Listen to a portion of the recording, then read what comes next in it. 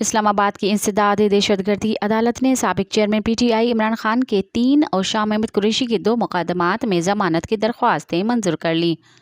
جج ابو الحسنات ذوالقرنین نے بانی پی ٹی آئی اور شاہ محمود قریشی کی ضمانتیں 30 ہزار روپے کے مچلقوں کے عوض منظور کی۔ دوران سماعت پراسیکیوٹر راجہ نوید اور پی ٹی آئی کے وکلاء سردار مصروف اور خالد یوسف عدالت میں پیش ہوئے۔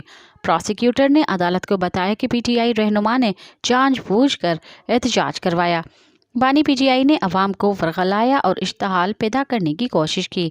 پی ٹی آئی رہنماؤں کو غیر ضروری نرمی دی جا رہی ہے۔ انہوں نے عدالت سے استدعا کی کہ شاہ محمود قریشی اور بانی پی ٹی آئی کی ضمانتیں خارج کی جائیں۔ مزید خبرن ऐं तफ़सीलात लाइ विज़िट कयो असांजी वेबसाइट www.awamiNewsHD.com ऐं ॾिसंदा रहो अवामी न्यूज़ HD।